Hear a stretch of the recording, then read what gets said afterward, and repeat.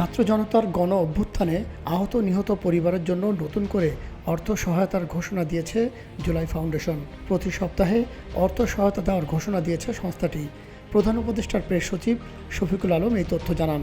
তিনি বলেন, জুলাই শহীদ স্মৃতি ফাউন্ডেশন প্রধান উপদেষ্টা ত্রাণ ও কল্যাণ তহবিল থেকে ১০০ কোটি টাকা পেয়েছে এবং একটি কল্যাণ সংস্থা এতে ১ কোটি টাকা অনুদান দিয়েছে। এরই মধ্যে ৯১ জন আহত ও একজন শহীদের পরিবারকে প্রায় ৮৫,০০০ টাকা দেওয়া হয়েছে।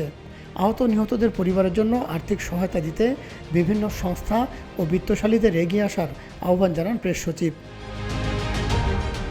এদিকে নতুন করে জুলাই স্মৃতি ফাউন্ডেশন প্রতি সপ্তাহে আন্দোলনে আহত নিহত পরিবার থেকে ২০০ থেকে ৩০০ জনকে সহায়তা দেবে। ৫ অক্টোবর রাজধানীর ফরেন সার্ভিস একাডেমিতে এক প্রেস ব্রিফিংয়ে প্রধান উপদেষ্টার প্রেস সচিব এই তথ্য জানান। গত ১৭ সেপ্টেম্বর প্রধান উপদেষ্টা ত্রাণ ও কল্যাণ তহবিল থেকে ১০০ কোটি টাকা গ্রহণের মাধ্যমে জুলাই স্মৃতি ফাউন্ডেশন আনুষ্ঠানিক যাত্রা শুরু করে। ফাউন্ডেশনের সভাপতি প্রধান উপদেষ্টা অধ্যাপক ডক্টর মোহাম্মদ ইউনূস আর সাধারণ সম্পাদক করা হয়েছে ছাত্র আন্দোলনে নিহত মীর মাহফুজুর রহমান মুগ্ধর ভাই মীর মাহবুবুর রহমান স্নিগ্ধকে।